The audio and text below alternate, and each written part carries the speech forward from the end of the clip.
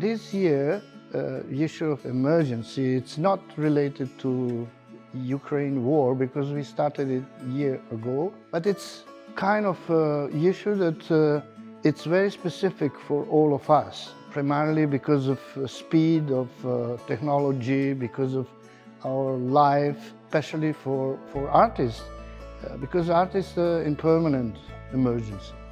The most interesting thing is the fact that there are many artists with different cultures, with different religions, and it can help you to get more points of view. Us being artists, we're put in this position where we can shed light on things that are otherwise difficult to speak about. I feel like we've always been in a state of emergency, so trying to work that into the theme of art making and also take it a little bit more seriously than I would, something that's just more aesthetic based.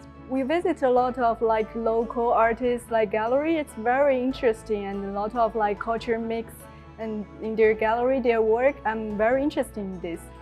Everyone has been really nice. Everyone has sort of fed into what you do and sort of ushered you along. The pace of it has been really interesting, really cool.